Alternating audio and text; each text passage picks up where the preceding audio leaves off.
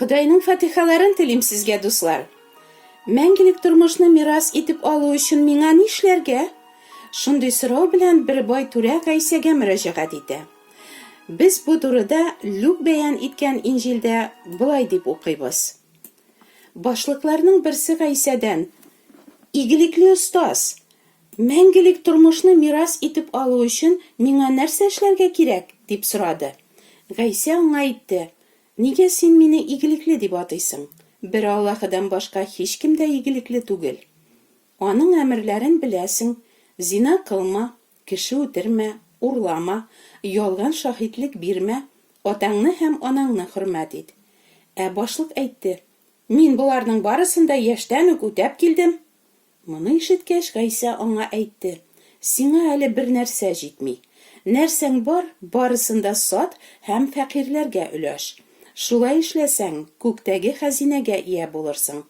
Аннары яныма кил дә, миңа ияр."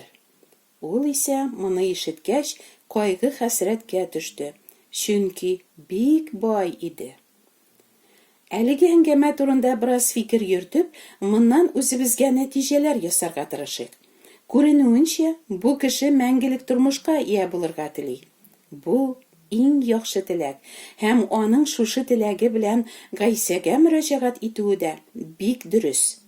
Гайсәнең күп чирлеләрне савыктыруы, 5000-нән артык кешене нибары 5 икмәк һәм 2 балык белән туйдыруы, үлеләрне дә терелтүе, башка искитәрлек мөгъҗизалар кылуы, үзенә мөрәҗәгать иткән һәр кемгә ярдәм күрсәтеп игелекләр кылуы турында, әлбәттә, бу кеше ишеткән. Мөгаен шуңадыр, ул Гайсәне игелекле устаз дип атый. Гайсә аның сорауына сорау белән җавап бирүдән башлый. "Нигә син мине игелекле дип атыйсың?" ди ул. "Бер Аллаһыдан башка һичкем дә игелекле түгел." Бер Аллаһыдан башка һичкем дә игелекле түгел? Нишләп Гайсә шулай дип әйтә? Мөгаен бик күпләр Гайсәнең бу сүзләре белән риза булмаслар. Нишләп һичкем? Мин, мәсәлән, гомерем буе кешеләргә игелек кенә кылдым, диярләр. Гайсә монда игелек сүзенең чын мәгънәсен аңлата. Кылган яхшылыгың өчен үзеңә бер нинди дә файда өмет итмичә игелек кылсаң гына, игелегең чын игелек була. Әйе, мин файда көтмичә игелек кылам дисезме? Юк шул, без кешеләр шулай дип әйтсәк тә, игелекне үзебезгә нинди дә булса файда өмет итеп эшлибез. Гадәттә савап җыяр өчен, я кайчандыр үзебезгә бәлки 100 игелек булып кайтырына ышанып, я кешеләр алдында яхшы күренер өчен, алар мактасын өчен, яисә күңелебездән булса да яхшылыкларыбызны уйлап, үзебезгә канәгатьләнү табар өчен. Әлеге башлык та әмерләрне үтәп яшәүенә өстәп, тагын ниндидер игелекле эш кылырга һәм шул рәвешле мәңгелек тормышны мирас итеп алырга тели. Шулай һәркем үз файдасын кайгыртып игелек эшли. Чынында бер Аллаһы гына үзенә файда эзләмичә кешеләргә игелек кыла. Бер Аллаһы гына игелекле дип, Гайсә үзенең илаһи зат булуына да башлыкның игътибарын юнәлтергә теләп әйтә күрәсең. Аның сорауына Гайсә киңәш биреп, Аллаһының Муса аша биргән әмерләрен үтәргә куша. "Мин буларның барысын да яшьтән үк үтәп килдем", ди башлык горур гына. "Ул чакта менә моны эшлә. Милкеңне сатып, фәкыйрьләргә өләш һәм яныма килеп, минем артымнан ияр", ди. Гайсәнең бу киңәше башлыкны кайгы-хәсрәткә сала. Нишләп ул бу сынауны үти алмый? Әйе, аның йөрәге байлыгына береккән була. Кызганычка каршы, байлык мул, сәламәтлекме, хуҗалыгыбызмы, сөйгән кешебезме, газиз балабыз яки оныгыбызмы, яраткан шөгылебезме, Хуҗа Раббыбыз безгә вакытлыча гына биргән һәммә нәрсәне без бик тиз үзебезнеке дип саный башлыйбыз һәм бөтен йөрәгебез белән аларга бергәбез. Әлеге түрә өчен дә байлыгы аңа бик кадерлегә әйләнгән.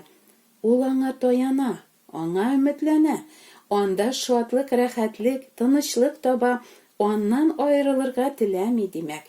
Байлык аның Алласына әйләнгән. Канунның иң беренче әмере нәрсә ди? Мин Сезне Мисырдан, құллық йортыннан құтқарған Раббы Аллағыз. Сездә миннән башка аллалар булмасын. Әйе, Раббы Аллабыз без табынган бердән бер Алла булсын өчен, безнең йөрәгебез белән ул гына идара итәргә, күңелебез аңа гына береккән булырга тиеш. Гомумән, байлыкка гына түгел, әгәр кемгә дә яки нәрсәгә дә булса безнең йөрәгебез береккән, аны бик яратабыз, анда рәхәтлек табабыз, аннан башка яшәүне күз алдына да китерә алмыйбыз икән. Димәк, ул кеше, әйбер яки шөгыль безнең йөрәккә кереп урнашкан һәм безнең белән идара итүче җирәнгеч нәрсә, ялган Алла, пот була. Канун шулай ук Аллаһының беренче әмерен генә түгел, барлык әмерләрен бер кайчанда бозмыйча, бер генә тапкырда гөнаһ кылмыйча, аның кушканнарын һәр вакыт һәм түгел үтәүне таләп итә. Аллаһы таләп иткән аны канәгатьләндерерлек камиллеккә бер генә кеше дә ирешә алмый. Димәк, әмерләрне, дини кагыйдәләрне, йолаларны үтәргә тырышып, бер кемдә мәңгелек тормышка ия була алмый. Әгәр бу мөмкин булса, күкләрдә мондый кешегә: "Мин бөтен әмерләрне үтәргә тырыштым шул, менә шуңа күрә үземнең көчем, тырышлыгым белән мәңгелек тормышка ирештем дә", дип мактанырга урын булыр иде. Ничек уйлыйсыз? Нигә Гайсә үзен тыңлаучы башка кешеләргә әйткән кебек, бу бай башлыкка да туп-туры итеп кенә: "Миңа иман ит, һәм син мәңгелек тормышка ия булырсың" дими?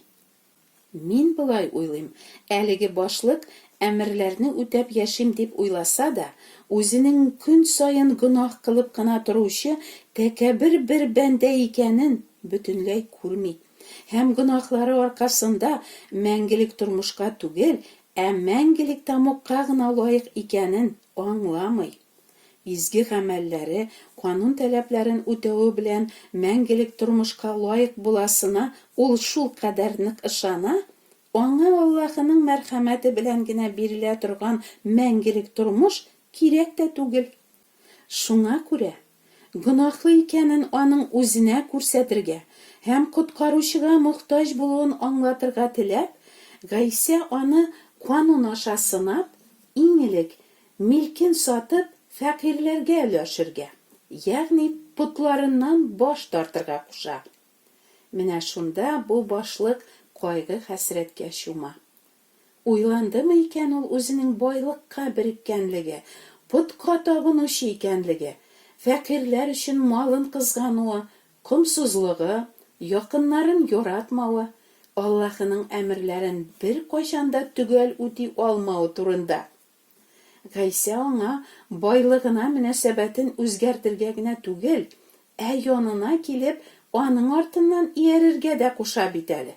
Юк инде, бөтен байлыгын, малын, хуҗалыгын, яраткан эшен, гаиләсен калдырып, ул ничек инде ниндидер сәер бер остаз артыннан ияреп, әдәм көлкесе булып йөресен. Гафу итегез, монысы аның планына керми. Сез игътибар иттегез микән? Бу бай түрә мәңгелек тормышны булай гына алырга теләми, мирас итеп алырга тели. Мирас итеп алу, бу бик дөрес сүзләр.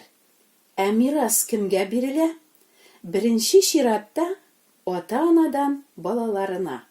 Аллаһы ата нәкъ шулай эшли дә бит. Ул үзенең күз күрмәгән, колак ишетмәгән, бетмәс-төкәнмәс искиткеч байлыкларын үз балалары белән бүлешергә тели. Кемнәр соң аның балалары? Әлбәттә, Аллаһыдан туган балалар гына Аллаһы балалары булалар. Ничек Аллаһыдан туып була? Яхья бәян иткән яхшы хәбәр менә ничек аңлата бу тууны. Дөньяга килүче һәр кешене яктыртучы яктылык чын яктылык иде. Ул дөньяда булды, ләкин дөнья аның аша яратылган булуына карамастан аны танымады. Ул үз кешеләре янына килде, әмма үзенекеләр аны кабул итмәде. Аны кабул итеп, аңа инанучыларга ул Аллаһы балалары булу хокукы бирде.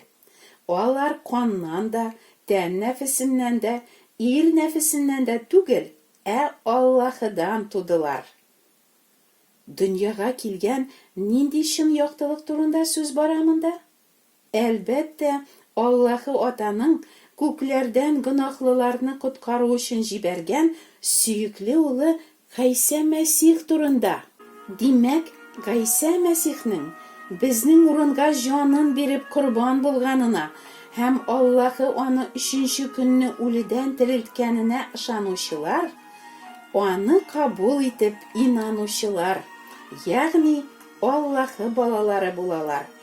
Аллаһы үз балаларына изге рухы белән мөһер сугып куйган, дип яза Рәсүл Паул. Сез Аллаһы балалары итүче рухны кабул итеп алдыгыз. Аллаһы рухы йөрткән кешеләрнең һәммәсе дә Аллаһы балалары. Әгәр аның балалары икәнбез, Аллаһы варислары да без, дип яза Рәсүл Паул.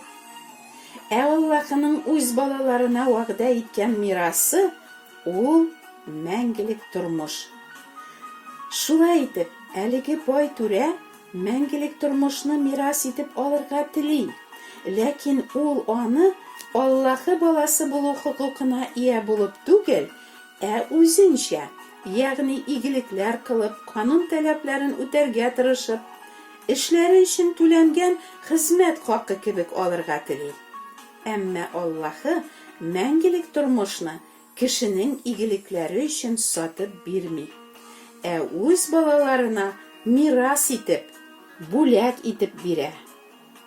Амин.